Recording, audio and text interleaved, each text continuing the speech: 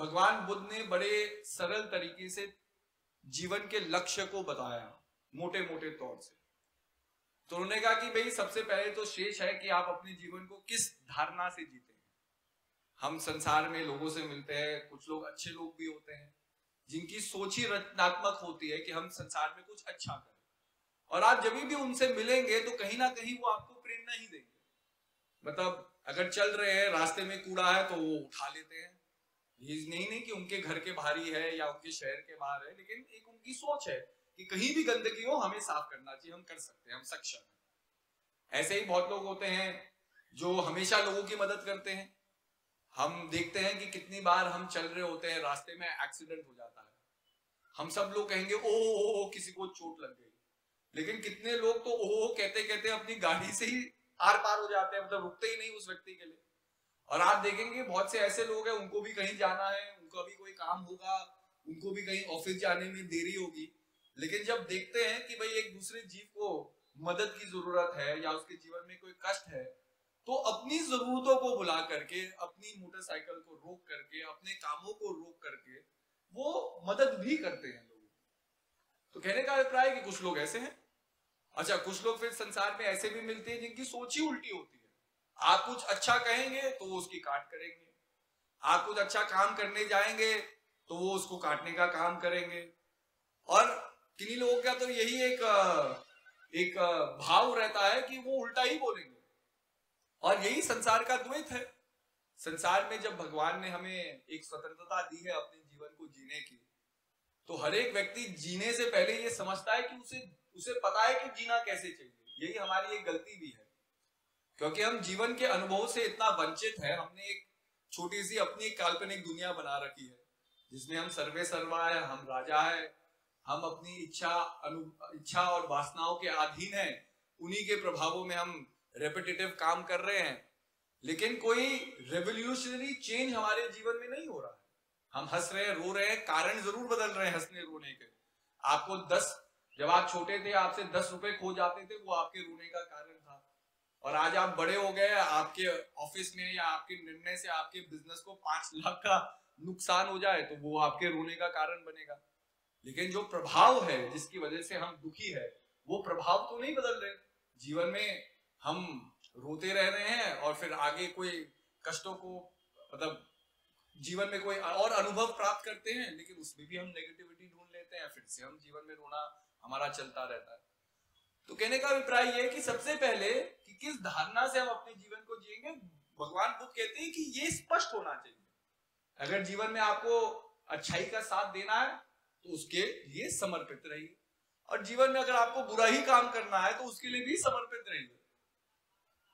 तो दूसरा चीज भगवान बुद्ध कहते हैं कि जो शेष है वो है कि आपने संसार से हर एक चीज, हर एक वस्तु से, हर एक प्राणी से प्रेम कितना किया। और बात सही है, क्योंकि कोई भी चीज है जो एक एवरलास्टिंग एक्सपीरियंस है जीवन का, या एक एवरलास्टिंग चेंज है हमारे जीवन में, अगर हम उसकी धारणा देखें कि जीवन में वो चीज कैसे आई।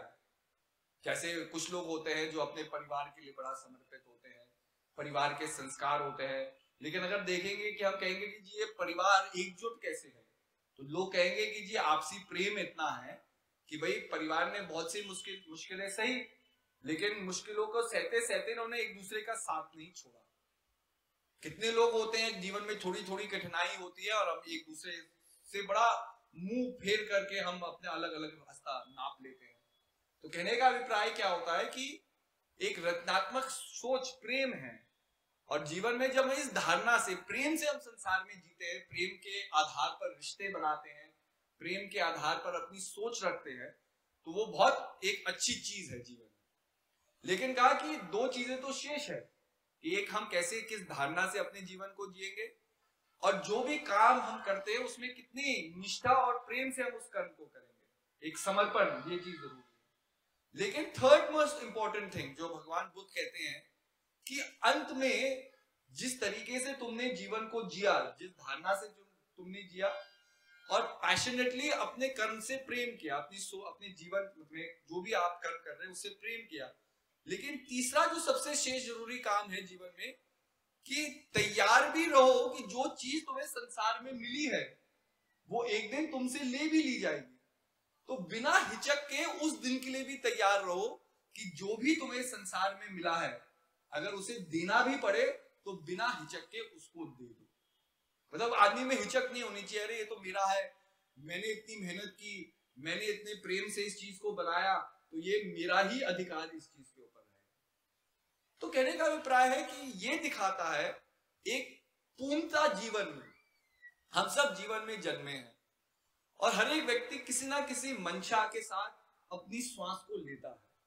एक छोटा बच्चा है, बोल नहीं सकता, लेकिन तभी भी वो अपनी डिमांड मां के आगे रखता है।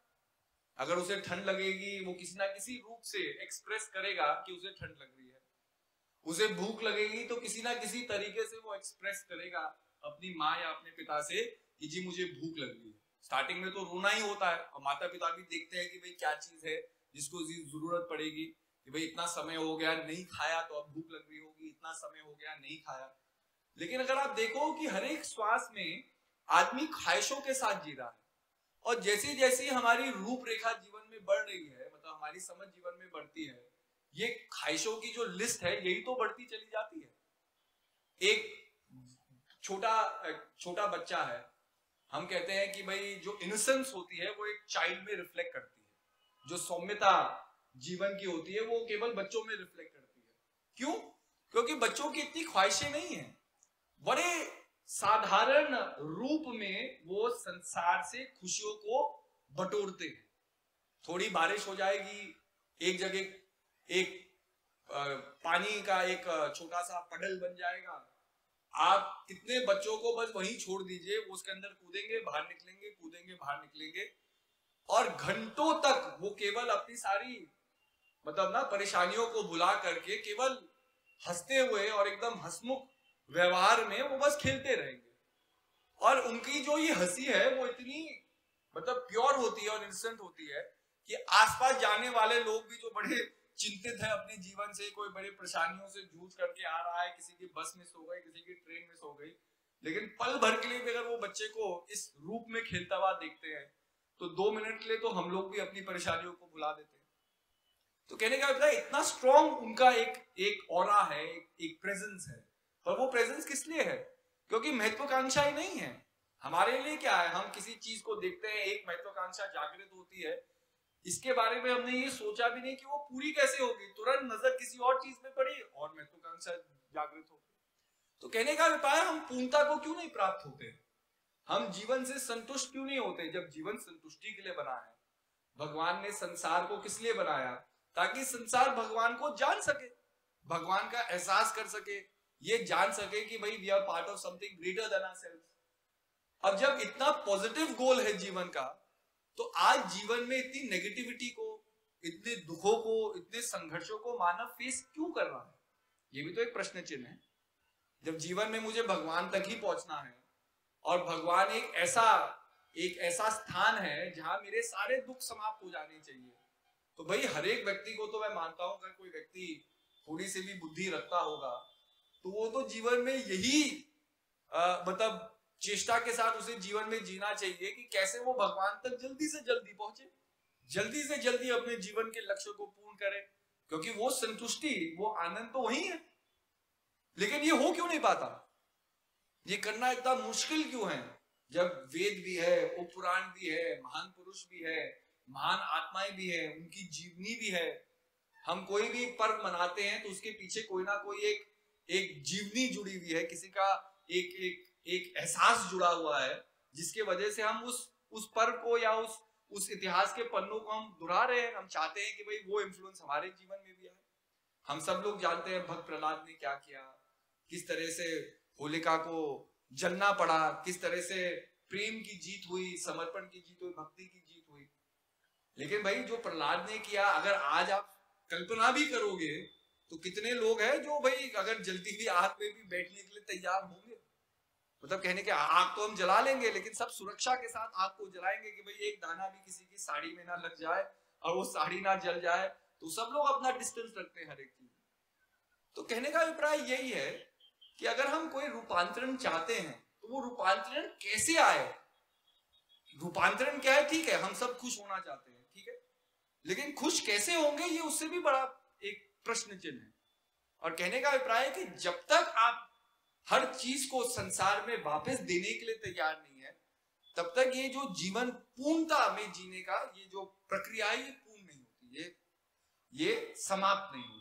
इसलिए लोग आते हैं संसार में, हर श्वास एक मौका है कुछ चीज अपने आप को जानने का, अपने आप को बारीकी से समझने का, लेकिन हम व्यर्थ चीजों में अपनी श्वासों को, अपने इस अनुभव को गंवाते रहते हैं। और अंत में क्या होता है, अगर हर एक आदमी से आप पूछो, आप किसी छोटे बच्चे से पूछो कि भाई वो जीवन में क्या करना चाहता है, वो हर पल नई चीजों का एक अनुभव बताएगा। कोई छोटा बच्चा एक दिन कहता है कि मैं डॉक्टर बनना चाहता हूँ, अगले दिन वो हवाई जहाज में बैठ जाए तो वो हवाई जहाज का पायलट बनना चाहता है, तीसरे दिन में आप उसका ट्रेन का सफर करा लो तो वो ट्रेन का मतलब वो ड्राइवर बनना चाहता है कि ट्रेन कैसे चलती है, मैं इसका मतलब अगर आप देखोगे तो एक उमंग है जीवन को जीने की, हर चीज को नहीं करने की।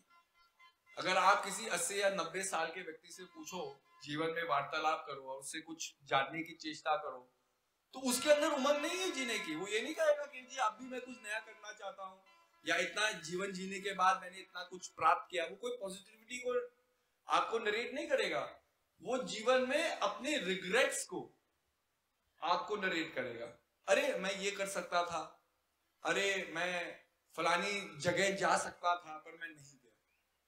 तो कहने का अभिप्राय क्या है कि हम जी तो रहे हैं, ठीक है, 80 साल का व्यक्ति भी जीवित है, उसकी भी सांसें चल रही है, एक छोटे बच्चे का भी वही मतलब उसके अंदर भी सांसें चल रही है, उसको भी मौका जीवन में मिला है, दोनों को सेम मौका है, दोनों संसार में जीवित है। लेकिन एक के अंदर उमंग है जीवन को जीने की, और एक व्यक्ति अपने जीवन को अगर देख करके भी तो वो क्या पा रहा है, वो केवल रिग्रेट्स और मतलब जो अपने लॉसेस है केवल उसको याद रख रहा है। तो कहते हैं कि इतना समय जीवन को एक मौका पाने के बाद, जीवन का अनुभव पाने के बाद, अगर 80-90 साल तक पहुंचने के बाद हम अपने जीवन को रिग्रेट ही देख रहे हैं, तो भाई सबसे बड़ी नेगेटिविटी तो हमारे अंदर ही है, हमारे सोच के अंदर ही है कि 80 साल के जीवन को हम रचनात्मक नहीं बना सके। क्यों नहीं बना सके? क्योंकि जो चीज हमें मिली है उसको हम छोड़ना नहीं चाहते। ये समर्पण, ये त्याग की भावना नहीं। और संसार की हर एक चीज अगर आप देखो, संसार की हर एक चीज त्याग के ऊपर ही निर्भर करती है। मोक्ष भी अहंकार के त्याग से प्राप्त होता है, जो मोक्ष कहा, जिसमें कंप्लीट सैचुरेशन कहा। तो कंप्लीट सैचुरेशन क्या है कि जब आप तैयार है संसार में हर एक चीज का त्याग करने। अब जो बात प्रश्न चिन्ह आती है वो यही आती है कि जो महान पुरुष है वो इतनी आसानी से त्याग कैसे कर लेते हैं, क्योंकि वो जानते हैं कि जीवन केवल हमारे अनुभव तक शेष नहीं है। मतलब कि अगर हम सांस ले रहे हैं तभी जीवन है, तभी प्राण है, तभी चेतना है, तभी हम कुछ कर सकते हैं। जो महान पुरुष है वो इस बात को समझते हैं कि संसार में बहुत सी चीजें हैं, लेकिन एक चीज शेष है, एक स्पंदन, एक वाइब्रेशन शेष है जो पूरे संसार को बांधे हुए, और हम किसी भी रूप में रहे ना रहे, कहने का मतलब हम इस योनि में हैं या नहीं है, हम पैदा हो रहे हैं या हम कब्र में दफनाए जा रहे हैं, फर्क केवल नजरों का है। क्योंकि संसार में जब कहा गया कि शक्ति का जन्म नहीं होता, शक्ति का मरण नहीं होता, और साइंस भी इस चीज को कहती है, energy can neither be created nor be destroyed. तो कहने का मतलब क्या है कि अगर कोई चीज संसार में है तो उसका रूप रेखा जरूर बदल जाएगा, देखने का जो नजरिया है वो जरूर बदल जाएगा, लेकिन वो चीज अपने आप में, शेष में, अपने एसेंस में कभी खत्म ही नहीं हो सकती। तो जब मैं कभी खत्म ही नहीं हो सकता तो मेरी मृत्यु क्या है? मेरी मृत्यु केवल मेरी सोच है। तो कहने का अभिप्राय यही है कि ये सब चीजें धीरे धीरे आदमी समझता है। अब जब आदमी इन चीजों को समझेगा तभी इन चीजों पे आचरण कर सकता है। इसलिए हम देखते हैं भाई महान पुरुषों का जीवन हमें बड़ा अजीब सा लगता है। ये नहीं कि संघर्ष उनके जीवन में नहीं आए, ये नहीं परेशानियां उनके जीवन में नहीं आए, लेकिन कभी कभी संघर्ष में जीवन को वो इस तरीके से जीते कि हमें लगता है कि बड़ा आसान है जीना, पर आसान जीना नहीं है। अपने मन को एक धारणा में समर्पित करके रखना बड़ा ही मुश्किल काम है, क्योंकि मन का स्वभाव, जैसे कहा, एक बच्चे का स्वभाव होता है चंचल। चंचल क्यों कहा? आप छोटे बच्चे को देख लीजिए, अब जैसे श्याम जी आए, 2 मिनट यहाँ बैठे, 2 मिनट यहाँ बैठे, 2 मिनट वहां गए, इसमें कोई खराबी नहीं है। ऐसे ही मन भी चंचल है, चंचलता उसकी खराबी नहीं है। मन भागेगा, मन का काम ही सोचना है। भाई जो काम जिस चीज के लिए बनी है, अब पैर का काम चलना है और हम चल रहे हैं, तो फिर हम कहेंगे यार पैर ज्यादा चला रहे हैं, तो पैर तो बड़े खराब है, तो पैर का काम ही चलना होगा। मुंह का काम है बोलना, आंख का काम है देखना। ऐसे ही भगवान ने जो चीज बनाई है वो तो उसका उपयोग करेंगे ना जिस चीज के लिए वो बनी है। ऐसे ही मन का काम है सोचना, लेकिन हम क्या सोच रहे हैं ये हमारे ऊपर निर्भर करता है। और क्या हम सही चीज को सोचे, सही पॉजिटिविटी में रेजोनेट करे, यही चीज हमें जो हमारी साधना है जीवन की, जो नाम सुमिरन है, ये करना सिखाती है। बहुत लोग कहते हैं कि जी मन को नेगेट कर दो, कि इलिमिनेट द माइंड। पर माइंड कैसे इलिमिनेट हो सकता, आप बताओ। सबसे बड़ी बात है कि जब लोग समाधि तक भी पहुंचते हैं, तो समाधि जैसे स्टेट में भी मन सोचता है, क्योंकि दो प्रकार की समाधि बताई, एक नविकल्प समाधि, एक सविकल्प समाधि। कहा जाता है कि अहंकार जो मन का सोचता है, तो मैं का ये बंधन है संसार से, कि मैं पहले फिर संसार बाद में, क्योंकि यही द्वैत, ये जो डिस्क्रिमिनेशन है, यही अहंकार पैदा करता है। अब जब मैंने प्रभु से ही अपने आप को अलग रखा है, तो इस सोच को तोड़ना तो बहुत जरूरी है, क्योंकि पहले तो मुझे ये जानना है कि मैं प्रभु का हिस्सा हूं। ये उल्टा नहीं है कि प्रभु मेरे जीवन के हिस्से, मतलब जो अपारता है उसके एक अंश हम हैं, लेकिन अपनी जगह को हमें समझना है। लेकिन अगर आदमी यही सोचे कि भाई पूरी सृष्टि मेरे चारों तरफ घूम रही है, या मेरी धारणा या मेरी जरूरतें सबसे पहले है, जिस तरह से हम अपने जीवन को जी रहे हैं। भंडारे की लाइन में हम सब पहले भागते हैं क्योंकि हम सोचते हैं अधिकार हमारा है। बाथरूम की लाइन में कोई धक्का मुक्की पहले जाएगा, उसको सोचता है अधिकार उसका। कहीं तक यही तो अहंकार दिखा रहा है ना, कि काम सोचते हैं कि अधिकार तो सबका है, लेकिन आदमी सोचता है कि पहले अधिकार मेरा है। ये अहंकार हमें प्रबल कर रहा है। तो कहने का अभिप्राय यही है कि अगर आप अहंकार को देखोगे, तो ये मैं की जो तोड़ है, मतलब समाधि में पहुंचने के बाद भी ये बंधन इतनी आसानी से नहीं टूटता, क्योंकि कहा गया कि एक व्यक्ति जो समाधि में विलीन है, जब समाधि से बाहर निकलेगा, तभी भी उसके मन में ये एहसास हो सकता है कि देखो मैंने समाधि को धारण किया।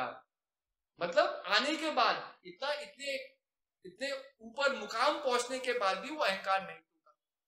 और कहा कि जब अनेकों बार आदमी समाधि के अंदर जा करके वापस आता है, तब जाकर के ये सूक्ष्म बंधन टूटता है, और तब जाकर के पूर्ण समाधि होती है, जिसमें आदमी जब वापस भी समाधि से आए, उसके अंदर मैं की भावना नहीं आती, क्योंकि मैं उसका अस्तित्व उसका अपना बनाया हुआ, ये उसका फिक्टिशियस एक